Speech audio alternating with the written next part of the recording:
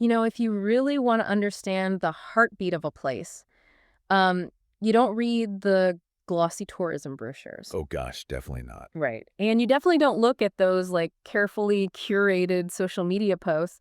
You read the local police blotter. Because the blotter is essentially the town's collective diary. I mean, it strips away all the pretenses. It really does. It is a raw, just entirely unfiltered look at human nature, wildlife, and the undeniable laws of physics. When you look through the dispatch logs and the incident reports, you are reading the unedited reality of daily life in a community. Exactly. So, welcome to our deep dive. Today, we are taking a really hefty stack of police and sheriff reports from Antigo and Langlade counties, specifically looking at mid-June 2026, and we're turning them into a neighborly audio briefing. A little local catch-up. Right. Yeah. Think of this as us leaning over the backyard fence on a Tuesday morning, fresh cup of coffee in hand, catching up on what's been happening around town. Which is a lot. Oh, a ton. We've got the mundane, we've got the deeply bizarre, and we've got a whole lot of very specific Midwestern drama.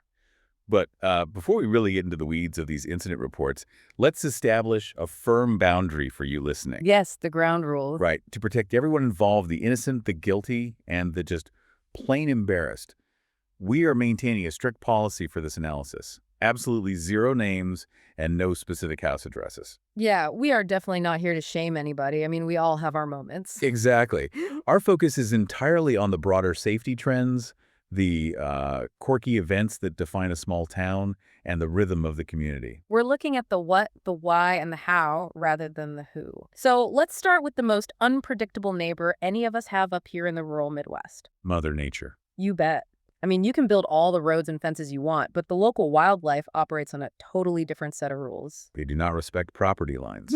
No, they don't. And I was looking over your notes on the dispatch logs, and it seems like half a county's infrastructure was battling the animal kingdom this week. It really was. Yeah. The sheer volume of animal-related calls is staggering when you actually look at the data.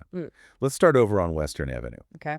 The log show officers were dispatched for a high-priority call regarding a possibly injured bald eagle. Oh, wow.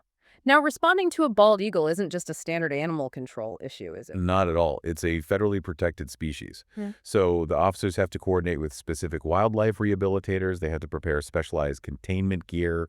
It's a whole protocol. Right, federal paperwork and everything. And so what happens when they actually get there? Well, the officers pull up, get out of their cruisers, prep their gear, and the eagle just casually takes off. You're kidding. Nope.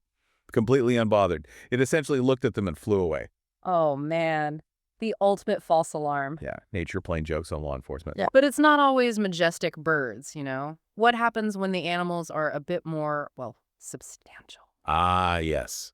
The County Road AA incident. Right, because if you're driving out past County Road AA, you expect some tractors, maybe a stray deer. You do not expect what the deputies found out there this week. The incident report from County Road AA is honestly a masterclass in rural hazard management. A local farmer had to literally wrangle 10 Angus longhorn cows back into their enclosure. Because they decided to take a stroll on the highway. Exactly, just out for a walk. I think people who don't live out in the country severely underestimate the danger of a cow on a road. I mean, we aren't talking about a squirrel darting out. Not even close. An Angus longhorn can weigh well over 1,000 pounds. It is essentially a boulder with a mind of its own. So when a deputy responds to something like this, they aren't just doing animal control. They are performing high-stakes traffic engineering. Right, because cars are flying by. Exactly. They have to secure a highway where cars are traveling at 55 miles per hour, coordinate with the farmer, and predict the movement of massive, easily spooked animals. Because a collision with an Angus at highway speeds isn't just like a fender bender. It's often fatal. It's incredibly dangerous. And it's wild because the blotter swings from these massive 1,000-pound hazards to incredibly small, localized dramas. Like the kitten. Yes. You've got a deputy on 6th Ave carefully extracting a tiny kitten that got wedged up inside a car's wheel well. Which is very delicate work. Very. And then right after that, there's the situation on Deleglise Street that reads like a neighborhood soap opera. Oh, the Deleglise Street incident that perfectly highlights the cascading mechanics of neighborhood disputes. How so? Well, a resident decided to start feeding wild animals in their yard. Which always starts with good intentions, right? Yeah. You put out some food, you want to see the raccoons or the birds. Sure, but then the neighborhood ecosystem notices. Word gets out in the animal kingdom. It does. The biological reality of putting out a steady food source is that it creates an artificial carrying capacity. The stray cat population in the area surged. Right. And when you have a high concentration of feral felines in a small territorial area, they begin marking their territory. Oh, gross. And the deputies noted that the surrounding houses were being heavily sprayed, right? Heavily. The neighbors were physically getting sick from the ammonia smell, just trying to sit on their own patios in the middle of June. Gosh, that is miserable. The city had to actually step in and enforce the ordinance against feeding wild animals. Yes, just to break the biological cycle that one resident accidentally started. Wow. But the animal logs really culminate with an incident down in Phlox. Oh, my goodness, yes. A man had to formally report to the authorities that he had been bitten by a dog while visiting his in-laws. The tension at that family dinner must have been palpable. Right. But the incident report adds a brilliant twist. It was his own dog. Oof. Talk about insult to injury. You have to fill out the paperwork for your own dog biting you at your in-laws' house. But looking at all this, from the eagle to the cows to the cats and the dogs, it feels like animal control is the unwritten second job description for every Midwest deputy. The statistics certainly back that up. Yeah. In a county like Langlade, law enforcement isn't just managing human behavior. Right. They serve as the literal buffer between human society and the natural environment. They have to know how to de-escalate a heated argument over cat odors, how to safely extract a kitten from an engine block, and how to shut down a highway for a herd of longhorns. It's impressive. And that transition from wild animals on the road to the sheer unpredictability of our shared public spaces really stands out in this week's logs. Because while a cow is unpredictable, it is at least a living thing. Exactly. When we look at the highway hazards reported this week, it feels less like managing nature and more like navigating an obstacle course designed by a tornado. It really was a real-life game of Mario Kart out there. Right. If you were driving through Langlade County, you were putting your defensive driving skills to the test. The hazard logs read like a surreal inventory of misplaced objects. On State Road 64 and Shady Road, a large piece of concrete was just sitting by the bridge. Just a chunk of concrete. Yep. Then there was an entire, fully loaded garbage bag occupying a lane. And on Antigo Street, dispatch received calls about 6 to 8 large pieces of home siding scattered across the roadway. And the note said cars were just continuously running over the siding. Which is incredibly dangerous. Right. Think about the physics of that. Siding is essentially thin, flexible plastic or aluminum. When a car hits that at 45 miles per hour, it doesn't just crush it. No, it turns it into an unpredictable projectile. It can kick up into the windshield of the car behind you. Like a giant ninja star. But the most dangerous example of these physical hazards occurred on County Road S. Ah, the flying mattress. Yes. A driver called 911 because a full-size mattress flew off the vehicle in front of them and physically struck their car. Just horrifying. Imagine you are listening to this right now, driving down County Road S at dusk. You are keeping a safe distance. You are scanning the ditches for deer, doing everything right. And suddenly, a king-size mattress goes airborne. Right. So I have to ask you, how do you defensively drive against flying bedroom furniture? You practically can't. A mattress hitting the wind stream at 55 miles per hour acts like an airplane wing. Oh, wow. I didn't think of it like that. Yeah, it catches the air, generates massive lift and drag, and behaves erratically. This is why securing a load is a strict legal requirement, not a gentle suggestion. Not just an annoying rule. Exactly.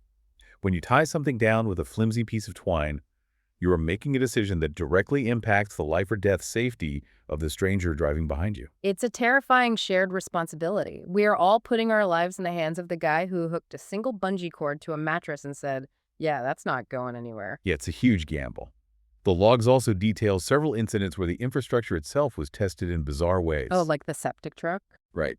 A septic truck was reported driving down US 45, completely unaware that it was casually dragging his heavy hose behind it. Just sparking down the highway. And on White Oak Lane, deputies responded to a collision involving an Amish buggy and a parked car.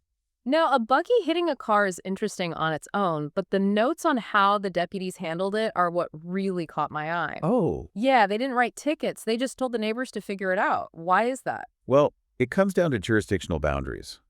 The collision happened entirely on private property. Ah, I see. Traffic laws and citations generally apply to public right-of-ways. Once you are on a private driveway or a private yard, an accident like that shifts from a criminal traffic violation to a civil liability issue. Interesting. The deputies basically have to say, nobody is injured, no public laws were broken, so you two need to exchange information and call your insurance companies. The ultimate you gotta talk to your neighbor moment. Pretty much. But speaking of the highway, there was one incident on State Road 64 that could have been genuinely tragic. A Good Samaritan spotted a silver sedan swerving all over the road. They assumed the worst, right? An impaired driver. Naturally. And when the car finally pulled over onto the shoulder, they stopped to check on them. Which is very brave, honestly. Hmm. But the deputies arrived, and the driver wasn't impaired by alcohol or drugs at all. Oh, no, she was experiencing severe fatigue. Right. She was so exhausted, she simply parked on the highway shoulder to take a nap. Which on one hand is better than falling asleep at the wheel and crossing the center line. Absolutely. But on the other hand, parking on the shoulder of a high-speed rural highway to sleep is incredibly dangerous. Because it's not a rest stop. Exactly. Hmm. The highway shoulder is an emergency refuge. The acoustic and physical wake of semi-trucks passing by can literally rock a stationary vehicle. Oh, for sure. And tired drivers often drift toward parked cars through a phenomenon called target fixation. You look at the parked car and your hands follow your eyes. That makes total sense. What these highway logs show us is that dispatchers are constantly juggling the mundane with the life-threatening. Every single hour. They're taking calls for routine cracked windshields and speeding warnings on one line, and then coordinating a response to a flying mattress and a sleeping driver on the next. It's quite the spectrum. And as we follow those same roads off the highway and into the local neighborhoods, the nature of the reports shifts again. It does. We move away from the shared public risks of the road, and we enter the hyper-vigilant world of private property. Because when people are sitting on their porches or looking out their living room windows, they notice things. They do. We can observe this transition perfectly with the incident out on a local lake. The paddleboat. Yes. Neighbors began noticing a paddleboat floating aimlessly. No one recognized it, but they observed local kids using it as a makeshift fishing pier throughout the week. Just sort of treating it like public property. Right. Finally, a deputy had to physically wade into the water, retrieve it, and secure it at the boat launch. It's basically the maritime equivalent of an abandoned car on the side of the road. That's a good way to put it. You can't just leave a vessel floating around. What if someone had fallen out? That triggers a whole search and rescue concern for law enforcement. It absolutely does. But the psychology of neighborhood observation gets even more intricate with an incident at the Clear Lake Road boat landing. This one gave me chills at first. A citizen called in after discovering a reddish-brown urn sitting alone on a bench. Naturally, your mind immediately goes to the sentimental. You assume someone brought their loved one to their favorite fishing spot and accidentally left them behind. Right. It's heartbreaking to think about. But the deputy assigned to this call performed some exceptional investigative legwork. Because an urn doesn't have a license plate. Exactly. The deputy had to take the name etched on the outside, comb through local and online databases to find an obituary from several years prior. Wow. Use that to cross-reference surviving family members and eventually track down the widow's contact information. And when they finally get a hold of her, the plot twist of the week drops. The urn didn't even have ashes in it. It was just an empty vessel that held a photograph. Yeah, she came and picked it up, but the amount of effort the deputy put in just to return an empty, sentimental object is a really beautiful example of community policing. It absolutely is. However, the logs also show how modern technology is shifting how we observe our neighborhoods. Oh, the Ring cameras. Yes. Let's look at the report from Fifth Ave. A homeowner was reviewing the footage from their HD doorbell camera. They watched a man walk onto their porch, look around, throw something away, and leave. A little odd. Maybe he thought it was a public trash can. Sure, but 20 minutes later, the same man returns. Except now, he is wearing entirely different shoes. That is bizarre. Right. He walks into the backyard and then leaves again. Okay, if you are sitting on your couch and you see a guy changing his shoes on your patio, on your phone screen, that breaks every expected pattern of normal behavior. Completely. The homeowner didn't recognize him and called dispatch. And you pair that with the resident on Industrial Park Road who called 911 to report the sound of, quote, half sticks of dynamite rattling their windows. Oh my gosh, yes. Deputies rush out expecting an explosive situation, and they find some younger guys setting off leftover fireworks. Exactly. These two incidents raise a critical point about the psychology of modern neighborhoods. Right. Small towns rely heavily on neighbors paying attention, but the introduction of HD doorbell cameras and constant connectivity shifts residents from being neighbors to being surveillance operators. So I have to ask you, does having a camera on every front porch actually make the community safer, or does it just make us paranoid? It's a great question. Does it force law enforcement to spend their time investigating harmless weirdos changing their shoes? Well, the data suggests it's a complex trade-off. Cameras provide undeniable, actionable evidence when a genuine crime occurs. True. But psychologically, they amplify baseline anxiety. Yeah. A camera captures a level of mundane, eccentric human behavior that we previously just slept through or ignored. We would have never even known the shoe guy was there. Exactly. It takes an odd but harmless action and frames it on a screen like a suspect in a true crime documentary. Law enforcement is essentially forced to investigate shadows. But from their perspective, they will gladly clear a call about a shoe-changing eccentric rather than miss a legitimate casing of a property. Better safe than sorry. Better to investigate a shadow than miss a real threat. And speaking of the shadows, as the sun goes down in Langlade County, the entire tone of the police blotter changes. The graveyard shift. Yes, this is where the mundane and the terrifying collide at high speeds. The night shift logs reveal a completely different operational reality for dispatchers and deputies. Right, because the evening might start quietly at Castle Park. Right, an officer on patrol discovers a couple talking after park hours. Just talking. The officer simply reminds them the park is closed and asks them to move along. Just a polite standard interaction. But while the deputies are out patrolling, the dispatch center is fighting a bizarre technological battle. The accidental dials. Yes. The logs show multiple accidental 911 calls. One from an Apple Watch that triggered its own emergency SOS. Which happens a lot more than people realize. Oh, I bet.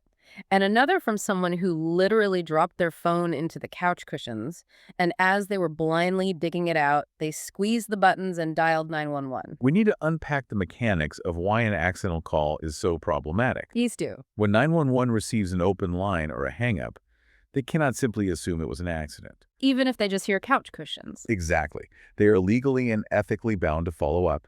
They have to call back, and if no one answers, they have to try and triangulate the location and send a squad car to physically confirm there is no emergency. It drains vital resources from a system that needs them for actual crises. It really does. And they really needed those resources this week. If you look at the timestamps on the logs for the Pickerel area at 2:21 a.m., the tension spikes immediately. Oh, this was a bad one. Dispatch receives an open 911 line.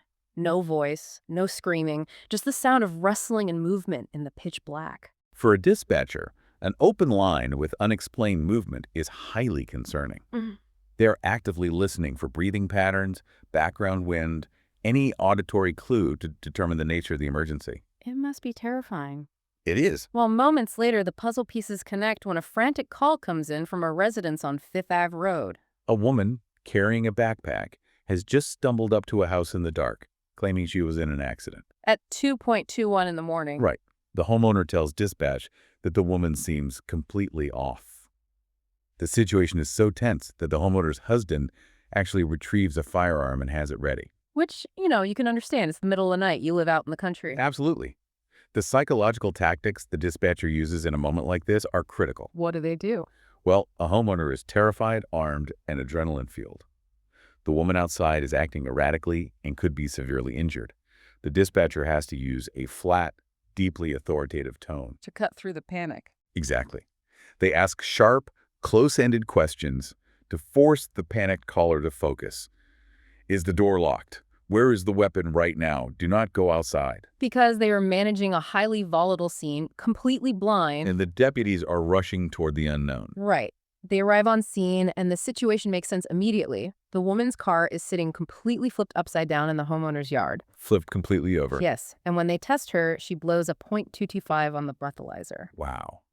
To put a .225 blood alcohol content into perspective, the legal limit is .08. So she's way over. At .225, a person is nearing 3 times the legal limit.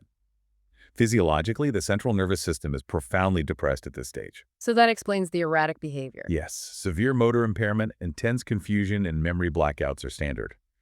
It explains entirely why she seemed so unnervingly off to the homeowner and how she managed to roll a vehicle into a residential yard. She is taken into custody, and a tow truck is called out to drag the flipped car out of the mud. It is a massive, dangerous escalation. But the true whiplash of the night shift is that right around the same time, at 2 a.m. over on Fifth Ave, an officer is responding to a suspicious person report. Right, because the calls don't stop. They roll up, ready for anything, and the suspect is just doing their laundry. At 2 in the morning. 2 in the morning.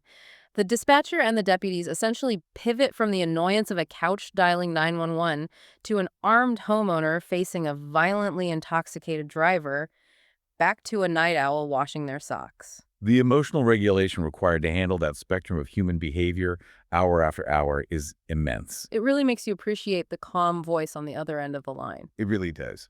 Well, as we wrap up this week's deep dive into the logs, it is time for our community takeaway. The lessons learned. Exactly. Based on the hard evidence from Langlade County, here is your neighborly advice. Keep your Angus Longhorns fenced and your dogs on a leash. Please. Double-check the tie-downs on your mattresses before you hit County Road S. Use ratchet straps, not bungee cords. Good tip. Remember that the local lake does not operate on a finder's keeper's rule for watercraft. Leave the paddle boats alone. And finally, don't park on the highway shoulder to sleep, and absolutely do not drive impaired. That is all highly practical advice. But before we sign off, I want to leave you with a slightly different way to look at all of this. Okay, I'm listening. When we hear the words police blotter, our brains are trained to listen for crime. We scan the reports, looking for the bad actors and the dangers. Right, the flipped cars and the hazards. But if you read between the lines of these incident notes, the blotter is actually a profound testament to community connection. How so? Think about the mechanisms of what happened this week. A Good Samaritan risked their own safety on a high-speed highway to check on a driver they thought was having a medical emergency. That's true. A deputy spent hours doing administrative detective work just to return an empty, sentimental urn to a grieving widow. Yeah, they didn't have to do that. Neighbors reviewed their cameras and made calls because they were actively looking out for the safety of the houses next door. Wow, you're right. It goes back to what we said at the start. The blotter is the town's diary. It's an unfiltered look at who we are. It proves that beneath the chaos of flying sighting and stray cats, a community is fundamentally just a large group of people quietly looking out for one another in the dark. I couldn't have said it better. That is a perfect thought to leave on. But- Sometimes human nature is pretty beautiful, even when it's messy. We will catch you next time on The Deep Dive.